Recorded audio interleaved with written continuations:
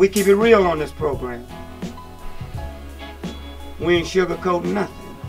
This is life in the hood.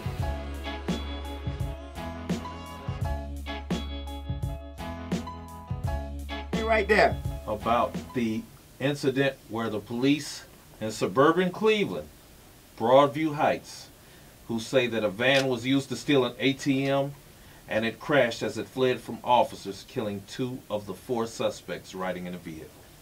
All right, so this is the incident that you're talking about, ma'am? Yes. And your son's name was who? Antonio Panyard Jr. Say that one more time. Antonio Panyard. All right, yes, Antonio Jr. Yes. Yes, ma'am. How old was your son? 21 years old. 21 years old. How many children do you have? I have 4. Yes, you have, how many sons you have? I have three left. I have 1 son left, a 17-year-old son left. You just have a 17-year-old son left? Yes, and 2 daughters. Ma'am, I feel your pain, and I feel your suffering. This is a good case of what many of us in the hood have to live through. This is a real tale of the things that we have to go through in the hood.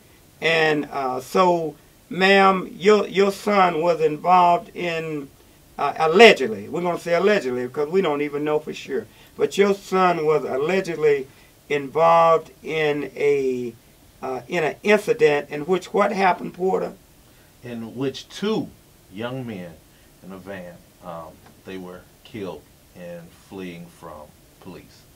They were fleeing from police, and to tell you a little bit more about the incident, it was supposed to have been some kind of incident in which the van was supposed to be used to have stole an ATM. Okay, brother, give me the. Now you're working with me. All right, now allegedly. Allegedly. All right, so here we are, right here now, talking to the mom of the young man, Antonio, right? Yes. That was killed. Now, mom, you will accept. Now, you work with me, mom. Okay. Yes. You will accept the fact that your son allegedly was involved in a crime. You will accept that fact, right? Yes. Yes, I will. And it's not anything that you would have wanted your son allegedly to be involved in, right? Yes. And so you are a woman and a mother that love your son, but if necessary, you accept that responsibility. Yes, I do. Yes, ma'am. So we get beyond that, and I appreciate you working with me, Mom. Getting beyond that, and I'll tell you, Mom, how I know you're a great mom is because I was coming out of the Word Church today, and as I was leaving, this young lady came up to me, and she spoke of you, and I had heard about the case, but I did not know. I had not talked to you, so it's such a pleasure to talk to you right now. So we're just going to go through this together. All right. So she told me that you were upset about the fact that what happened to your son because you were getting a runaround and you felt like that the communication wasn't coming right to you. And so tell me about what makes you so upset about this incident. Now, you've already took the responsibility on your end, so you don't have to go through that. But what makes you upset about the other part of it? Because I feel like the officers should have gave me more detail, more information, to the point where, you know, they never told me where the crime was committed. You know, I actually would have liked to go and apologize to the guy at the gas station for whatever part if whatever part that my son played in that. They never told me where the accident happened at. I couldn't go to the teddy bear down. I couldn't go, see for myself. I still haven't seen the vehicle that the accident happened in. I still haven't seen the dash cam. I still haven't seen nothing. It took me almost a week to see my son's body. I was told that I couldn't see him because he was already identified by one of the guys in the vehicle with him that lived the crash. And I just didn't understand why I couldn't identify him, me or his dad. We his family. And they just gave me the runaround. And when I got to the police station, they brought me in there, and it was like it was all coached. I felt that way, but I had so much going through my head at the time, to where I had to go home and I had to put thoughts together and think everything over. And now I feel like, they should have gave me more. And then they took more from me. It was to the point where when I came in there, I sat down and they told me that your son was in a car, a high-speed chase. He was the guy that was driving the car lost control of the vehicle and slammed into a construction barrier. And my son was ejected from the vehicle, hit a pole, and died instantly. They say, we already did the autopsy already, so there's no need to go down to the coroner's office because they're not going to let you see him. I said, well, why I can't see him? They say he was already identified. They say, we're going to do the rest of the identification on him by fingerprints. They say, give us a call on Tuesday because Monday's a holiday. So no one's going to ask you, we're going to help you Monday neither. So give us a call Tuesday and we'll see what we can do. So I didn't understand why my son got an autopsy done on him, and they didn't even know who he was yet. But the other guy, the other young boy, which is my son's friend, they were very close friends, actually best friends, and he passed as well. And they didn't do his autopsy yet. His mom was still waiting on his autopsy. So why would you rush my son's autopsy with no ID? Now, you know who this other young man was with the ID, but I mean, he didn't get his autopsy first. Not only that, there's so many people being killed. My cousin was one of the girls that was found dead in Garfield at the bottom of her stairs. We waited on her paperwork to come through. It took over a week. But why was my son autopsy done and he wasn't even dead or good, maybe a couple hours before they rushed him straight to the coroner's office? So I was told by the young guy that was driving the vehicle that they never called the ambulance for that. So it's just a lot of stuff that's making me feel that something happened to my son, and now I feel like I can't rest. I have to know whether, I know my son was wrong, and I'm understanding that. But I still need to know what happened to my son.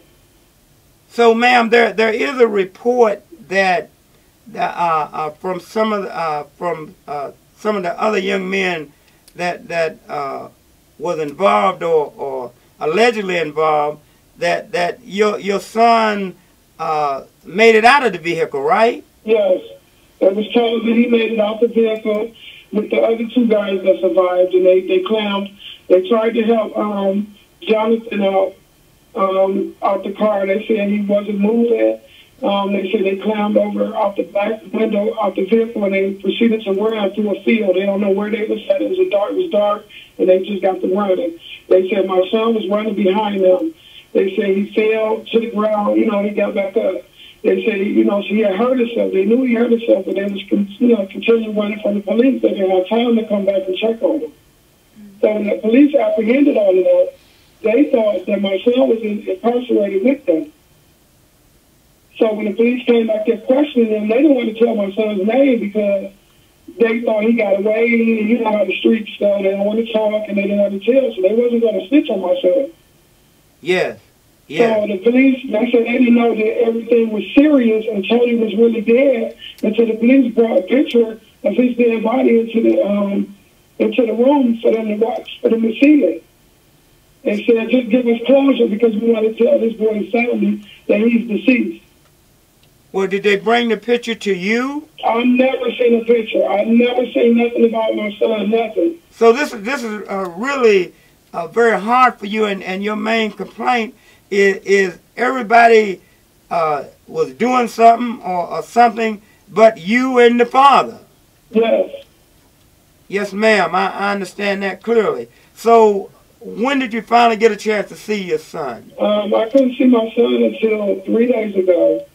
I had to get his body released from the coroner's office, and I sent him to a funeral, a little small funeral home, and the guy let me see my son's body, and we was able to look him over, and we took pictures of his face. I didn't take pictures of his body. I looked him over. He didn't have no scratches on him, no glass cuts on him. If he was thrown from a vehicle, and whether the vehicle was smashed, crashed, anything, tore, you're going to get cut by the frame of the car. You're going to get cut by the glass. He didn't have no glass in his hair, no type of glass scratches on his body, on his skin, nothing. He didn't have no marks on his legs, no marks on his feet. He had a small gash underneath his left eye. They said most of his trauma was to his head. But even still flying out of the car and hitting a pole, something would catch the inside of the vehicle. This is a minivan, so you're flying over, if you got an ATM in the back of the van, you're flying over ATM, you're flying all the way out the back of the car because, as far as I see on the news, it didn't look like nothing was wrong with the other windows. So you think there should have been some kind of scars, glass, or scrapes or something? Cuts on him if he was through out of the window. All right, so one of your main complaints, if I'm hearing you right, is the fact that you felt like that before the coroner office or whoever gave the autopsy, they should have contacted you prior to the autopsy so you could get a more clear understanding on it. By the time you were contacted, they already said they had done the autopsy. Is that right? They done the autopsy Saturday. He passed, I guess, around 3 or 4 in the morning. I woke up to a missed call on my phone at 1:45. When I called the number, it was a Broadview Heights dispatcher. She told me to wait on the line for Officer Polak. When I spoke with him, he didn't want to tell me what was going on. I watch TV, so I kind of assumed that, something was really wrong with my son, and they didn't want to tell me. He actually said, "Well, is there anywhere we can meet? I can come and meet you somewhere so I can talk with you." And I was telling him that I just had ankle surgery, so, I have to get away to him. And I stayed out on the west side. He wanted me to meet him out too far. So I told him, give me a minute, I'm going to get a ride up there. So by 3:45, 3:50, we made it to the police station. Officer Polak wasn't there. It was 2 other detectives there.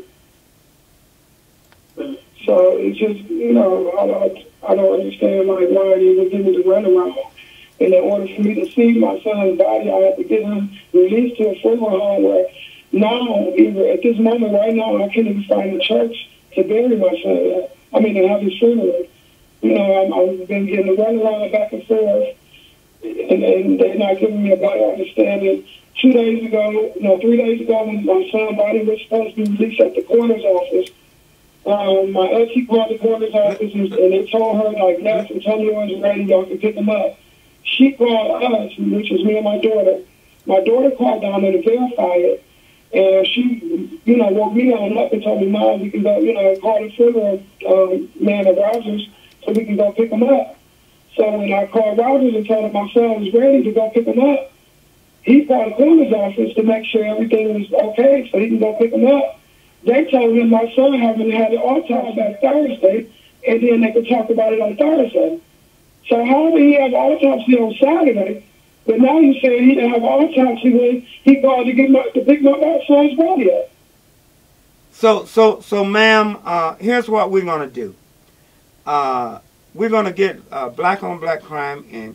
We're going to get in touch with you tomorrow, and we're going to help you cut through the chase and get some direct answers and go to the sources where it's been long enough so they can give you the answers that you need and the help that you need. So we'll get in touch with Judy Martin, and we'll figure this whole thing out tomorrow to get you the answers that you need. If you need a church, we'll even whatever the needs are that you need, we'll help you go through this process. Okay? Okay. Because as a mother, you shouldn't have to go through this process like this alone. Okay?